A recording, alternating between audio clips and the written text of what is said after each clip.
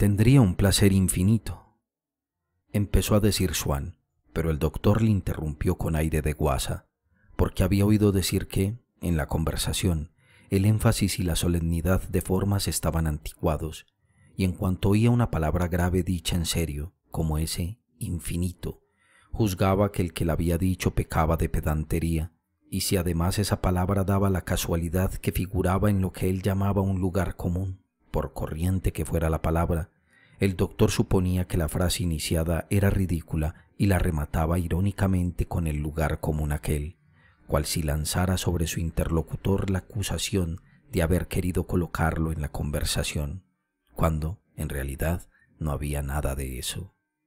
Infinito, como los cielos y los mares, exclamó con malicia, alzando los brazos enfáticamente.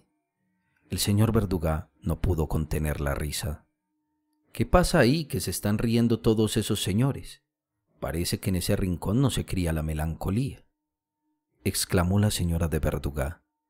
Pues yo no estoy muy divertida aquí, castigada a estar sola, añadió en tono de despecho y echándoselas de niña. Estaba sentada en un alto taburete sueco, de madera de pino encerada, regalo de una violinista de aquel país y que ella conservaba, aunque por su forma recordaba a un escabel y no casaba bien con los magníficos muebles antiguos de la casa, pero le gustaba tener siempre a la vista los regalos que solían hacerle los fieles de cuando en cuando, para que así, cuando los donantes fueran a verla, tuvieran el gusto de reconocer aquellos objetos. Por eso trataba de convencer a los amigos de que se limitaran a las flores y a los bombones, que, por lo menos, no se conservan. Pero como no lo lograba, tenía la casa llena de calientapiés, almohadones, relojes, piombos, barómetros, cacharros de china, amontonados y repetidos, y toda clase de regalos de aguinaldo completamente dispares. Desde aquel elevado sitial participaba animadamente en la conversación de los fieles y se sonreía de sus camelos. Pero desde el accidente de la mandíbula renunció a tomarse el trabajo de desternillarse de verdad, y en su lugar entregábase a una mímica convencional que significaba, sin ningún riesgo ni fatiga para su persona, que lloraba de risa. Al menor chiste de uno de los íntimos contra un pelma o un ex íntimo relegado al campo de los pelmas, con gran desesperación del señor Verdugo, el cual tuvo mucho tiempo la pretensión de ser tan amable como ella, pero que como se reía de veras, se quedaba enseguida sin aliento, distanciado y vencido por aquella artimaña de hilaridad incesante y ficticia. Lanzaba un chillido, cerraba sus ojos de pájaro, que ya empezaba a velar una nube, y bruscamente, como si no tuviera más que el tiempo justo para ocultar un espectáculo indecente o para evitar un mortal ataque, hundía la cara entre las manos, y con el rostro así oculto y tapado, parecía que se esforzaba en reprimir y ahogar una risa que sin aquel freno hubiera acabado por un desmayo, y así, embriagada por la jovialidad de los fieles, borracha de familiaridad, de maledicencia y de asentimiento, la señora de Verdugo, encaramada en su percha, como un pájaro después de haberle dado sopa en vino, hipaba de amabilidad. Entretanto, el señor Verdugo, después de pedir permiso a Swann para encender su pipa, «Aquí no gastamos etiqueta, somos todos amigos», rogaba al pianista que se sentara al piano. «Pero no le des la lata, no viene aquí a que le atormentemos», exclamó la señora de la casa. «Yo no quiero que se le atormente». «Pero eso no es darle la lata», dijo Verdugo. «Quizá del señor Swann no conozca la sonata en fa sostenido que hemos descubierto. Puede tocar el arreglo de piano». «No, no, mi sonata, no», vociferó la señora de Verdugo. «No tengo ganas de cargar con un catarro de cabeza y neuralgia facial a fuerza de llorar como la última vez. Gracias por el regalito, pero no quiero volver a empezar. Buenos están ustedes. Ya se ve que no son ustedes los que se tendrán que estar luego 8 días en la cama». Aquella pequeña comedia, que se repetía siempre que el pianista iba a tocar, encantaba a los fieles como si fuera nueva, y les parecía prueba de la seductora originalidad del ama y de su sensibilidad musical.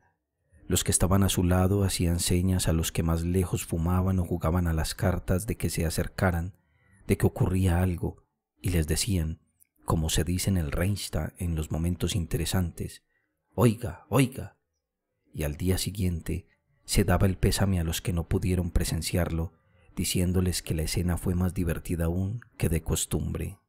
«Bueno, pues ya está, no tocará más que el andante». El andante, pues no vas tú poco aprisa», exclamó la señora. «Pues el andante es precisamente el que me deshace los brazos y piernas. Sí que tiene unas cosas el amo. Es como si nos dijera, hablando de la novena, que sólo tocaran el final, o de los maestros cantores, la obertura nada más». El doctor, entretanto, animaba a la señora de Verdugá para que dejara tocar al pianista, no porque creyera que eran de mentira las perturbaciones que la causaba la música, las consideraba como estados neurasténicos, sino por este hábito tan frecuente en muchos médicos de aflojar inmediatamente la severidad de sus órdenes en cuanto hay en juego, cosa que les parece mucho más importante, alguna reunión mundana en donde ellos están y que tiene como factor esencial a esa persona a quien aconsejan que por aquella noche no se acuerde de su dispepsia o su gripe. «No, esta vez no le pasará nada, ya lo verá», dijo intentando sugestionarla con la mirada. «Y si le pasa algo, ya la curaremos». «¿De veras?», contestó la señora de Verdugá, como si ante la esperanza de tal favor ya no cupiera más recurso que capitular. También, quizá a fuerza de decir que se iba a poner mala, había momentos en que ya no se acordaba que era mentira y estaba mentalmente enferma. Y hay enfermos que, cansados de tener que estar siempre imponiéndose privaciones para evitar un ataque de su enfermedad, se dan a la ilusión de que podrán hacer impunemente lo que les gusta y de ordinario les sienta mal, a condición de entregarse en manos de un ser poderoso que, sin que tengan ellos que molestarse nada, con una píldora o una palabra los pongan buenos. Odette había ido a sentarse en un canapé forrado de tapices de Beauvais al lado del piano. «Yo ya tengo mi sitio», dijo la señora de Verdugá, la cual, viendo que Swann se sentó en una silla, le hizo levantarse. «Ahí no ha estado usted bien, siéntese usted junto a Odette. ¿Verdad que hará usted un huequecito al señor Swann, Odette?» «Bonito tapiz», dijo Swann al irse a sentarse, en su deseo de estar cumplido. «Ah, me alegro de que sepa usted apreciar mi canapé», respondió la señora de Verdugá. «No se moleste usted en buscar otro tan hermoso, porque no lo hay. Nunca han hecho nada mejor que esto. Las sillitas también son un prodigio. Ahora las verá usted. Cada adorno de bronce es un atributo correspondiente al asunto tratado en el dibujo del asiento. Hay con qué entretenerse. ¿Sabe usted? Pasará usted un buen rato viéndolo. Hasta los dibujos de los galones son bonitos. Mire usted esa vid sobre fondo rojo, la del oso y las uvas. Vaya un dibujo, ¿eh? ¿Qué le parece? Eso era dibujar y entender de dibujo. Y qué apetitosa es la tal parra. Mi marido sostiene que a mí no me gusta la fruta porque como menos que él, y, sin embargo, soy más golosa de fruta que ninguno de ustedes. Solo que no tengo necesidad de metérmela en la boca y la saboreo con la mirada. ¿De qué se ríen ustedes? Que les diga el doctor si no es verdad que esas uvas me purgan. Hay quien hace su tratamiento de Fontainebleau y yo le hago de Beauvais. Pero, señor Swann, no se vaya sin tocar los bronces del respaldo. ¿Le parece suave la pátina? Pero tóquelos bien, no así, con la punta de los dedos». «Ah, si la señora de Verdugá empieza a sobar los bronces, me parece que esta noche no hay música», dijo el pintor. «Cállese usted, tonto. Bien mirado», dijo ella. «A nosotras las mujeres nos están prohibidas cosas menos voluptuosas que esta. No hay carne que se pueda comparar con esto. Cuando mi marido me hacía el honor de tener celos, vamos, no digas que no los tuviste alguna vez, aunque no sea más que por cortesía». «Pero si yo no he dicho nada, doctor, usted es testigo. ¿Verdad que yo no he dicho nada?» Swann palpaba los bronces por cumplir y no se atrevía a dar por terminada la operación. «Vamos, luego los acariciará usted, porque ahora va usted a ser acariciado por el oído. Creo que le gustará a usted. Este joven se va a encargar de esa misión. Cuando el pianista acabó de tocar, Swann estuvo con él más amable que con nadie, debido a lo siguiente. El año antes había oído en una reunión una obra para piano y violín. Primeramente solo saboreó la calidad material de los sonidos segregados por los instrumentos. Le gustó ya mucho ver cómo de pronto, por bajo la línea del violín, delgada, resistente, densa y directriz, se elevaba, como en líquido tumulto, la masa de la parte del piano, multiforme, indivisa, plana y entrecortada, igual que la parda agitación de las olas, hechizada y bemolada por la luz de la luna. Pero en un momento dado, sin poder distinguir claramente un contorno ni dar un nombre a lo que le agradaba, seducido de golpe, quiso coger una frase o una armonía. No sabía exactamente lo que era, que al pasar le ensanchó el alma, lo mismo que algunos perfumes de rosa que rondan por la húmeda atmósfera de la noche tienen la virtud de dilatarnos la nariz.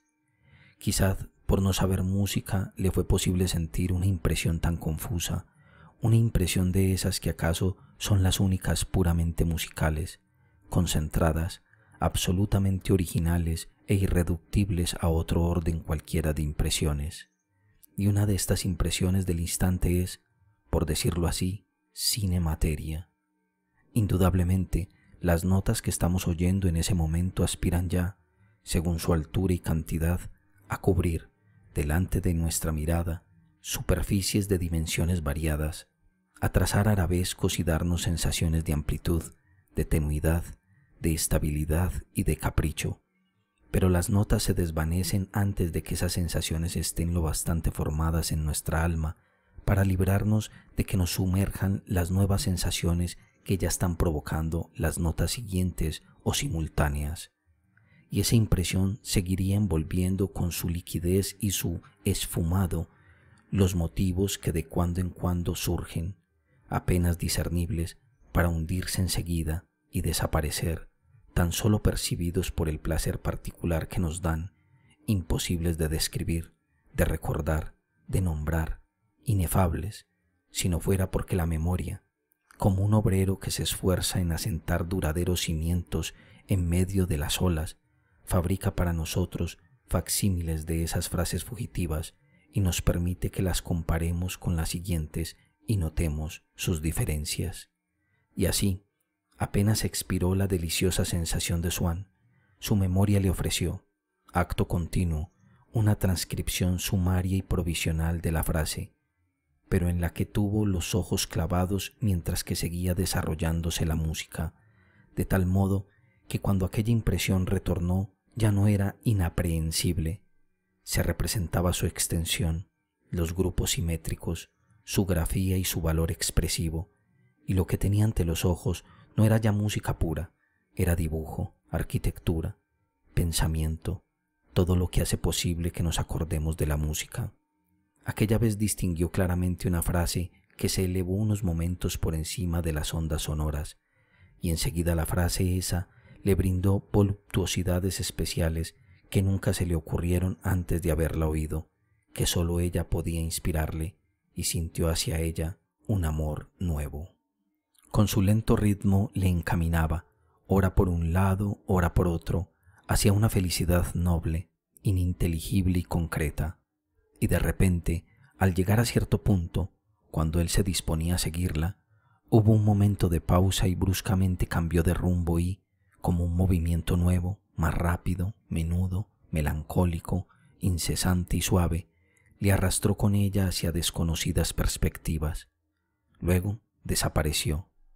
Anheló con toda el alma volverla a ver por tercera vez, y salió efectivamente, pero ya no le habló con mayor claridad, y la voluptuosidad fue esta vez menos intensa, pero cuando volvió a casa sintió que la necesitaba, como un hombre que al ver pasar a una mujer entrevista un momento en la calle, siente que se le entra en la vida la imagen de una nueva belleza que da a su sensibilidad un valor aún más grande, sin saber siquiera ni cómo se llama la desconocida, ni si la volverá a ver nunca. Aquel amor por una frase musical pareció por un instante que prendía en la vida de Swann una posibilidad de rejuvenecimiento. Hacía tanto tiempo que renunció a aplicar su vida a un ideal, limitándola al logro de las satisfacciones de cada día, que llegó a creer, sin confesárselo nunca formalmente, que así habría de seguir hasta el fin de su existencia. Es más, como no sentía en el ánimo elevados ideales, dejó de creer en su realidad, aunque sin poder negarla del todo, y tomó la costumbre de refugiarse en pensamientos sin importancia, con lo cual podía dejar a un lado el fondo de las cosas, e igual que no se planteaba la cuestión de que acaso lo mejor sería no ir a sociedad, pero, en cambio, sabía exactamente que no se debe faltar a un convite aceptado y que, si después no se hace la visita de cortesía, hay que dejar tarjetas. Lo mismo en la conversación, se esforzaba por no expresar nunca con fe una opinión íntima respecto a las cosas, sino en proporcionar muchos detalles materiales que en cierto modo tuvieran un valor intrínseco que le servían para no dar el pecho. Ponía una extremada precisión en los datos de una receta de cocina, en la exactitud de la fecha del nacimiento o muerte de un pintor o en los títulos de sus obras, y algunas veces llegaba, a pesar de todo, hasta formular un juicio sobre una obra o sobre un modo de tomar la vida, pero con tono irónico, como si no estuviera muy convencido de lo que decía. Pues bien, como esos valetudinarios que, de pronto, por haber cambiado de clima, por un régimen nuevo, o a veces por una evolución orgánica espontánea y misteriosa, parecen tan mejorados de su dolencia que empiezan a entrever la posibilidad inesperada de empezar a sus años una vida enteramente distinta. Swann descubrió en el recuerdo de la frase aquella, en otras sonatas que pidió que le tocaran para ver si daba con ella, la presencia de una de esas realidades invisibles en las que ya no creía, pero que, como si la música tuviera una especie de influencia electiva sobre su sequedad moral, le atraían de nuevo con deseo y casi con fuerzas de consagrar a ella su vida. Pero como no llegó a enterarse de quién era la obra que había oído, no se la pudo procurar y acabó por olvidarla. Aquella semana se encontró a algunas personas que estaban también en la reunión y les preguntó, pero unos habían llegado después de la música, otros se marcharon antes, y de los que estuvieron allí durante la ejecución, los hubo que se fueron a charlar a otra sala y los hubo que escucharon, pero quedándose tan en ayunas como los primeros. Los amos de la casa sabían que era una obra nueva, escogida a gusto de los músicos que tocaron aquella noche, los cuales se habían ido a dar conciertos por provincias, de modo que Swann no pudo enterarse de más. Tenía muchos amigos músicos, pero aunque se acordaba perfectamente del placer especial e intraducible que le causaba la frase y veía las formas que dibujaba, era incapaz de entonarla, y ya dejó de preocuparle.